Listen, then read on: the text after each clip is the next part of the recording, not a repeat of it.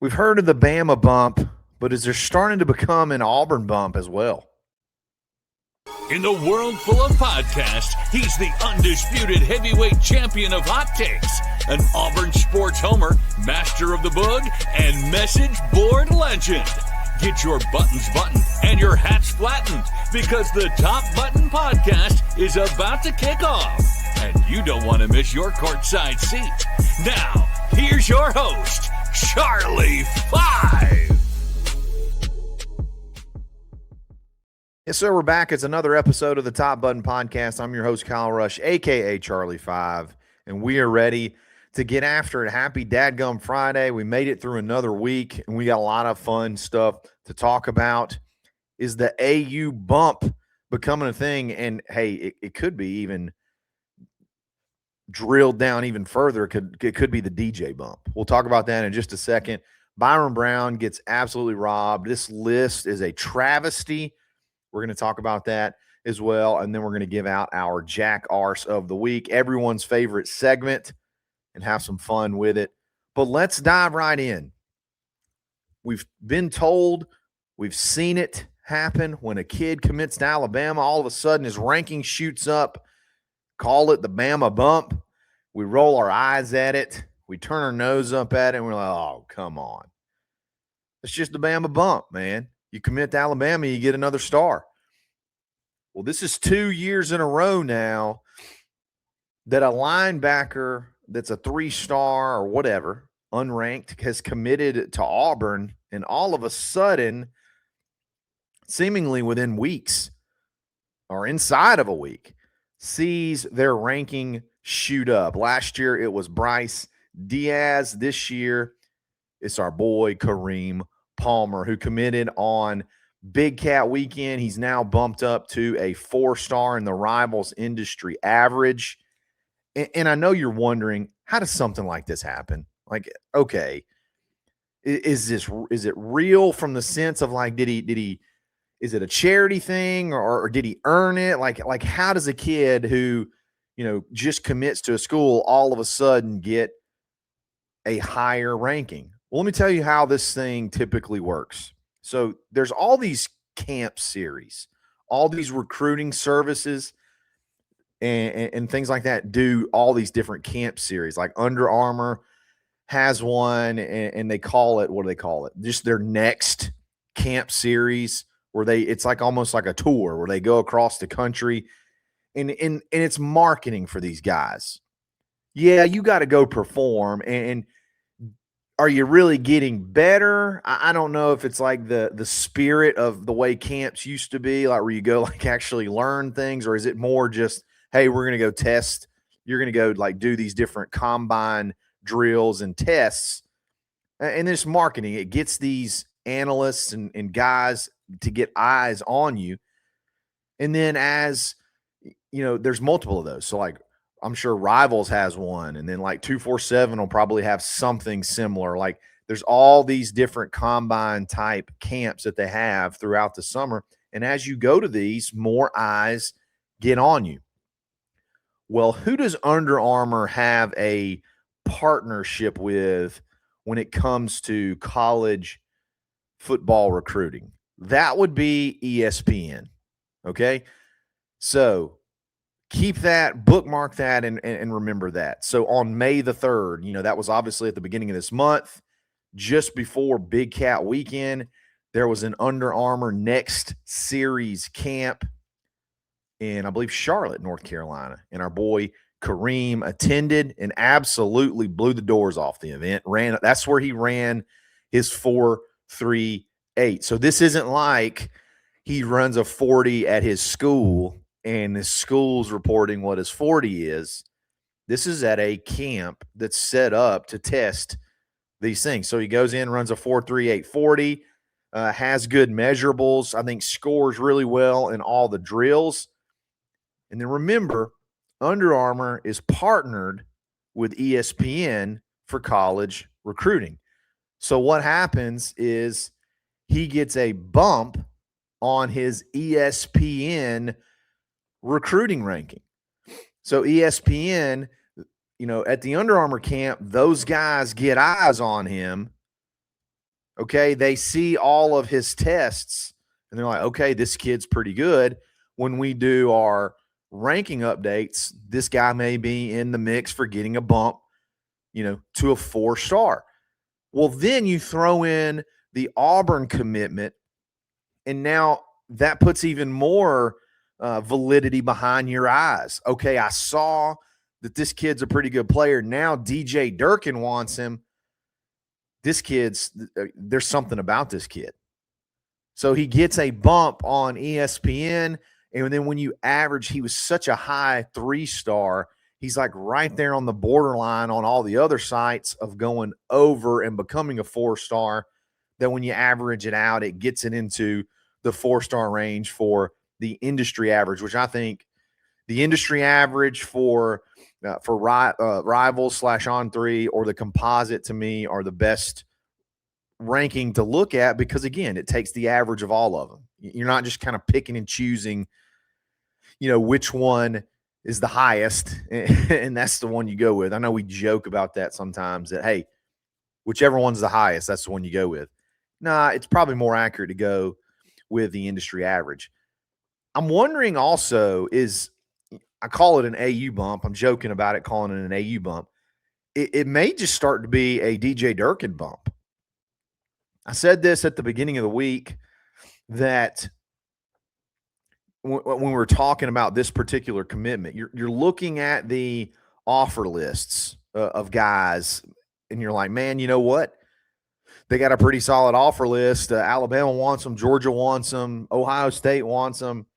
Man, if they want them, I want them. And I said, I think it's becoming to the point where, like, if DJ Durkin just says, I want this kid, that's good enough for me. And I'm wondering if that mindset, because you've seen the production over the last 2 years and the success he's had with linebackers and evaluating linebackers, that's like, if DJ Durkin puts his stamp of approval on somebody, that's better and more impactful than any of our analysts we have on staff. That's more accurate and more real than any of these dudes we got on salary at all these recruiting sites. DJ Durkin knows how to pick out linebackers. DJ Durkin knows how to identify somebody that can play linebacker at this level. So maybe it's the DJ bump. If you're a linebacker, you want DJ Durkin to offer you, because you're going to get a stamp of approval across the country as far as your ranking goes. Again, when we're talking about linebackers and how many you take in this class, I know there were some discussions that, I was a part of, not necessarily anything other than just buddies talking. Like, we're talking about, hey, what's going to happen now? You got this guy, you've got guys like Jeremiah Culpepper, you got others that you're high on. Can you take 3 or 4 linebackers? Does it make sense to take that many linebackers?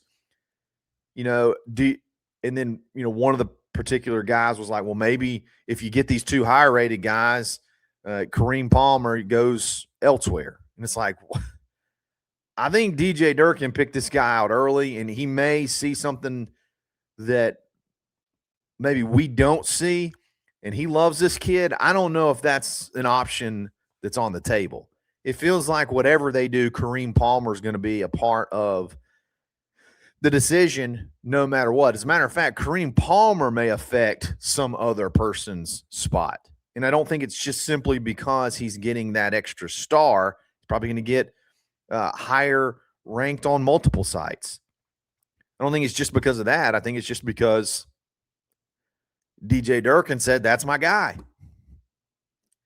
And when you watch the film, it's easy to see why you would say that's my guy, because he does everything at a very high level already. Speed, football IQ, motor. You heard Chandler Wooten on his show really bragging about his motor. I just think this guy's going to be good. He's going to be a good player. He's going to be fun to watch his senior year. So, yeah, Kareem Palmer gets the AU/DJ Durkin bump. Let's go. That gives Auburn 5 4-stars out of 8 commits, I think, in this particular class the Rivals industry average. It's good stuff, man. That AU bump, baby. Let's go. Can't complain anymore. You're getting the AU bump. Want to give a quick shout out before we move on to Precision Tune Auto Care in Opelika. They got their Beat the Heat special going right now. I took advantage of that yesterday. Also had an incredible story that I shared at the end of Afternoon Delight yesterday. Y'all have to go check that out. They're actually open now at 7 a.m. Central Standard Time. So you can get the Beat the Heat special, the AC performance evaluation, system pressure tests, free vent temperature analysis. It takes 30-ish minutes. It's fantastic. And then they tell you, hey, you look good. You might want to address this, and so on and so forth. Can't beat it. And again, they were honest with me again yesterday. They're like, bro, your AC's rocking. You don't need anything. So we shake hands and we move on. I love these guys. Open at 7 a.m. You can drop your car off between 7 and 9 and tell them you listen to the barn, and you can get a $50 oil change. It's the best deal in town. It's Precision Tune Auto Care. And don't forget to go to buyauburn.com and do business with Auburn people everywhere. Auburn business owners. $1 a day, less than $1 a day. You can have your business listed on here, and you have a shot, if you want it, to have a business spotlight podcast that you can have forever. And then Auburn shoppers, Auburn money spenders, spend it with Auburn people. Dadgummit, start with Auburn people before you do anything. Be a part of the Auburn family. We'll be back right after this.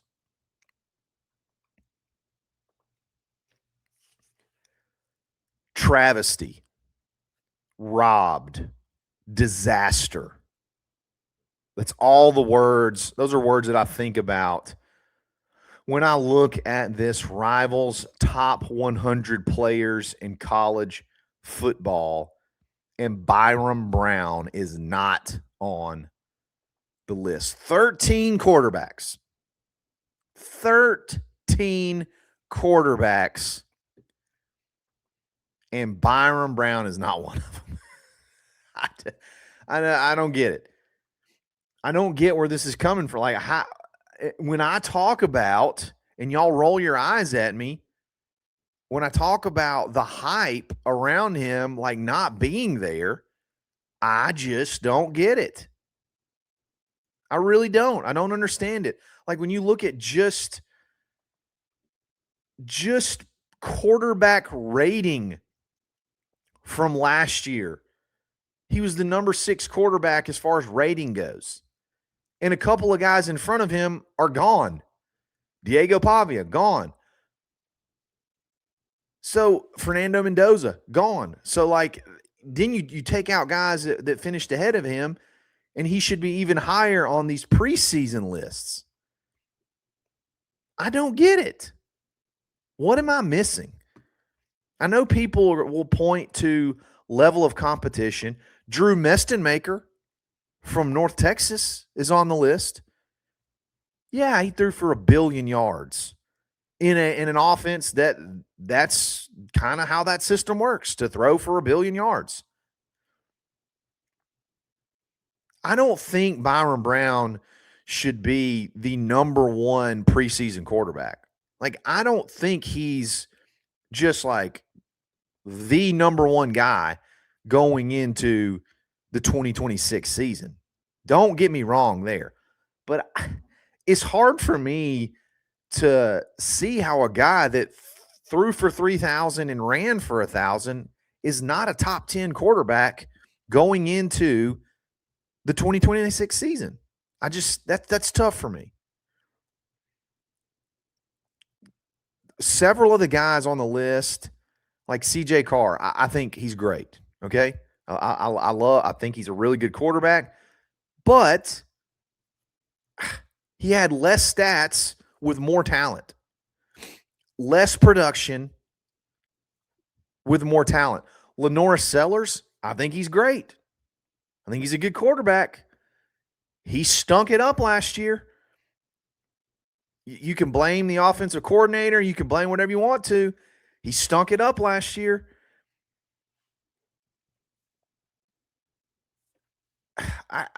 Gunnar Stockton, I think he's great. He's a great college quarterback.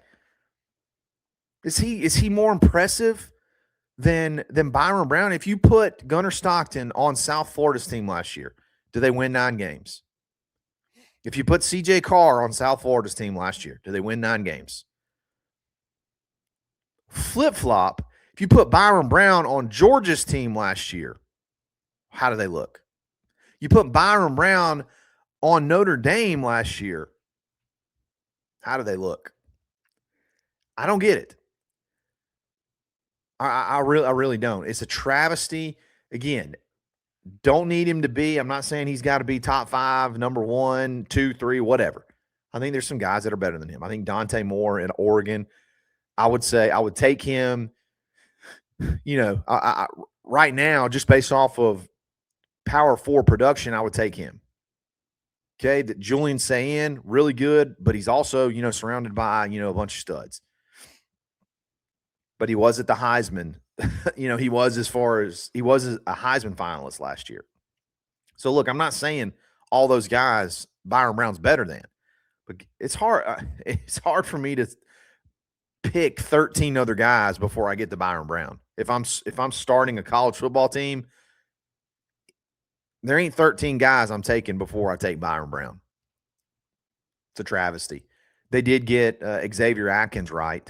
Xavier Atkins is the number 19 player in Rivals' top 100 players of college football. I think there's only 7 linebackers, and he was obviously the best of the best, All-American last year. And, I could have talked about this in the first segment, but what a freaking addition that was. What an eval that was to get him out of the portal for DJ. I mean, he had in 2024 3 tackles. 3 tackles. And you bring him in the portal. I don't exactly know what you expected. And then he has 84 tackles last year. 9 sacks, 2 forced fumbles, an interception. What a freaking evaluation that was. He's one of the best players in the country. Like, it's no shock at all that he made that list. So as bad as it was that they left Byron Brown on, good job of getting it right on Xavier Atkins. I don't understand the Byron Brown lack of hype. I don't get it. I think the kid's going to be – it's hard for me to see how he's not going to be good. Let's do JackArse of the Week, brought to you by JackArse Rentals. If you're in the East Alabama, Columbus area, and you need some heavy equipment or rentals for a project or whatever, scissor lift, skid steer, mini X, doesn't matter. They got it. Go to jackarserentals.com or call them at 762-208-5013. Tell them you listen to the barn and you can get 10% off. Let's jump into it. I could have just done On 3's list and say, hey, whoever came up with that list, JackArse of the Week. Like, that's easy. But I think I want to go with LSU's athletic director. Like, and in particularly, it's Will Wade. Everything that's going on with Will Wade, but like, dude just does not care anymore. Like, screw college sports, screw everything that the institution of college sports represents. I'm going to go hire all the scummiest scumbags out there. We're going to flip the middle finger to everyone, and we're going to ride. And, like, maybe in a sense, that's respectable. Or maybe in a sense, there's something to that, because what does what is everybody else doing, or what does everybody else care about like what is really going on and like what's happening. So if like we're not going to do anything, if we're not going to do anything to fix anything, well then we're just going to go out guns a-blazing and take everybody down. The stuff Will Wade's doing is pathetic. It really is. It's one thing. It's one thing to go find like a European player and bring him in and, whatever. Like we're getting guys that were draft picks.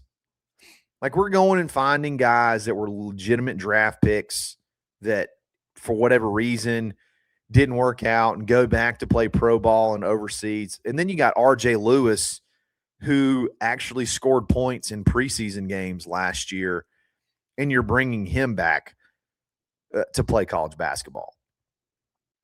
It's a mockery, and it's a total joke. But again, on some level, it's like, you know what? They're saying screw everybody else. There's people cheating over here. There's people cheating over there. Y'all do you, we'll do us. And, middle finger to anybody that says anything. We ain't worried about y'all. We're worried about us. Maybe there's a level of something that's respectable about that. I don't know. You bring in Coach O, who's he's like the lovable villain. You know what I mean? Like he's literally the dirtiest cheater on the planet. And now he's going to have NIL going to work for Lane Kiffin, who's just one of the scummiest dudes alive. So you got three of the top scumbags in the SEC, and two of them are head coaches at LSU. It's wild. They just don't care. What's his name? T-Bob Hebert said it best. Hey, he ratchet, we ratchet, let's roll. When they hired LSU. When they hired Lane Kiffin to come to LSU. So I don't know who exactly you want to pin that award on. Maybe just LSU in general. It's wild. There was a tweet that said, it's funny, it started going back around yesterday. It said, because LSU got knocked out, obviously, by Auburn, it said, I'll sacrifice the LSU baseball season for Lane Kiffin. This was an LSU fan. This was way before the baseball season. I'll sacrifice the LSU baseball season for Lane Kiffin. Well, they get Lane Kiffin, and the baseball season was awful. They were sacrificed. It's just hilarious. Guys, I hope y'all had a great week. We'll talk again very, very soon. It's another episode of the Top Button Podcast. Stay buttoned. Thanks for listening, and drive home safely.